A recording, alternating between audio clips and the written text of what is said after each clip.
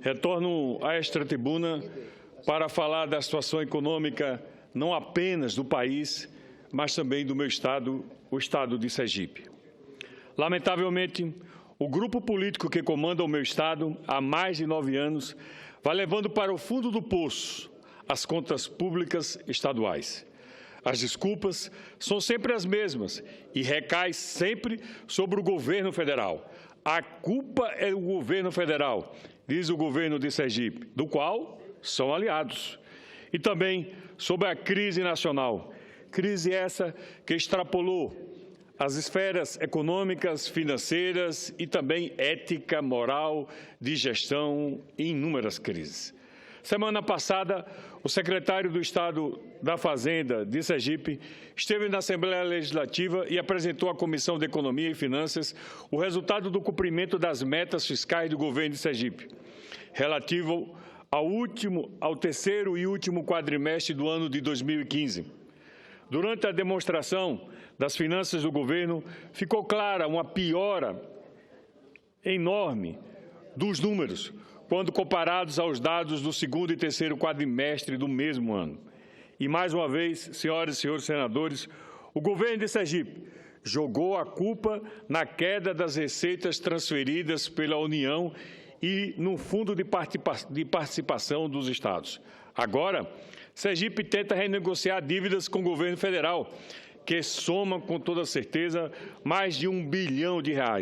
As tentativas é jogar os prazos de pagamento dessas dívidas para mais 20 anos, ou seja, mais 2 gerações que pagarão as consequências e irresponsabilidade do governo que lá está. Ou seja, esse governo vem levando o Estado para o buraco, quer lavar as mãos e transferir toda a responsabilidade para os futuros governos, para as futuras gerações. Senhora Presidente, durante o balanço apresentado pelo secretário de Fazenda, o déficit da Previdência chamou a atenção. Em 2015, o déficit foi de R$ 932 milhões.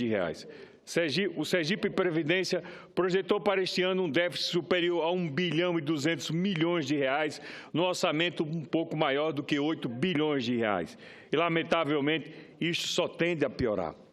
Não estamos vendo o atual governo fazer o dever de casa, quando falamos no rombo da Previdência. Fazer dever de casa? De forma nenhuma.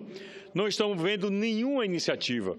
O governo Gastão, o governo de Sergipe, tomou dinheiro emprestado e não melhorou em nada, absolutamente nada, a vida do povo sergipano.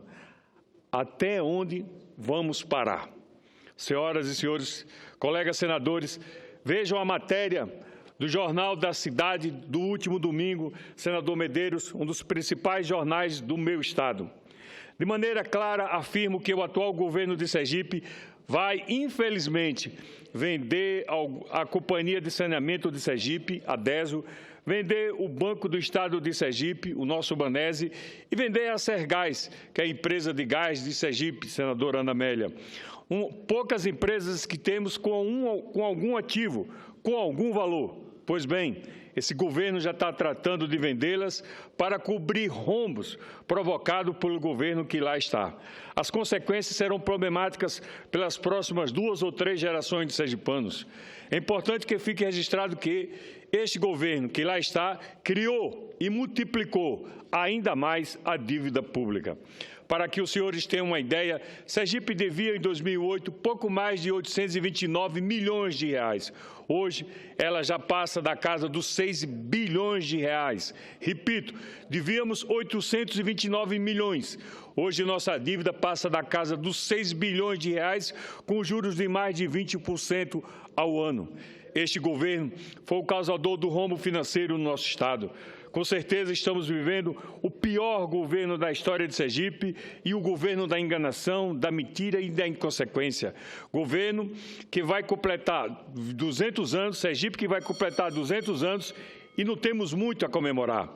Atualmente, o repasse constitucional dos poderes judiciário, legislativo e do Ministério Público são sempre feitos de forma atrasada. Os servidores não recebem mais no dia 20, como de costume, como sempre foi. E o senador Valadares, que está aqui e que foi governador do Estado, bem sabe disso. Isso já ensejaria crime de responsabilidade, segundo alguns especialistas. E sem falar nos servidores estaduais, que agora recebem seus proventos apenas no dia 11 do mês subsequente, por enquanto, porque a estimativa é um atraso cada vez maior, num claro e evidente desrespeito com chefes de famílias que tanto trabalham para servir ao Estado. Plano de cargos, carreiras e vencimentos dos servidores estaduais amplamente divulgado, especialmente criado algumas semanas antes das eleições, é verdade, apenas algumas semanas antes das eleições, senhora presidente, ao que parece não irá sair do papel. O atual governo não tem o menor respeito para os servidores e a prova disso, entre outras questões já mencionadas, é o não cumprimento deste plano, que significará a estagnação de diversas carreiras. Já estou terminando, senhora presidente. E, como sempre, quem paga a conta desse desgoverno é o povo, é o sergipano, que não são poucas as obras paradas. O governo não vem cumprindo os acordos com os fornecedores, mas os sergipanos já recebeu o aumento do imposto ICMS, sempre de diversos produtos. Em tempo de crise, senhoras e senhores senadores, como justificar que um Estado como o nosso tenha mais de 20 secretarias, tenha mais de 20 órgãos da administração direta e indireta? É inadmissível uma máquina inchada, em algumas situações ineficiente. Senhora presidente, é preciso uma gestão ética, correção, comprometimento e zelo com a coisa pública. Sergipe vai de mal a pior, lamentavelmente. Parece que o atual governo não está preocupado em resolver os nossos problemas mais urgentes. Quer empurrar para frente e jogar para gerações futuras as contas dos desmandos de hoje. Se o nosso presente já está comprometido, este governo está comprometendo mais ainda o futuro. A crise não é só nacional. Lá em Sergipe também ela é estadual e municipal em muitos cantos. Precisamos estar atentos também a essa triconta. A conta do governo federal, a conta do governo estadual e, em alguns municípios, a conta dos descasos dos governos municipais. Este é um ano de escolha, um ano e uma escolha ruim pode ser revertida. Vivemos uma democracia, é verdade. É importante que se tenha em mente, de maneira muito clara e objetiva, que a qualidade do nosso voto interfere diretamente em todas as esferas das nossas vidas. Senhora presidente, assim como está acontecendo no país, onde as vozes das ruas clamam por mudanças, os ecos ressoam em muitos estados e municípios brasileiros. Para finalizar, senhora presidente,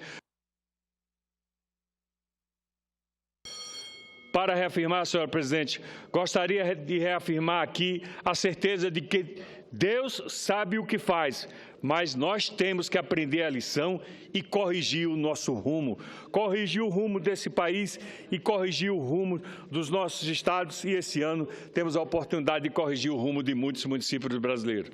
Obrigado, senhor presidente.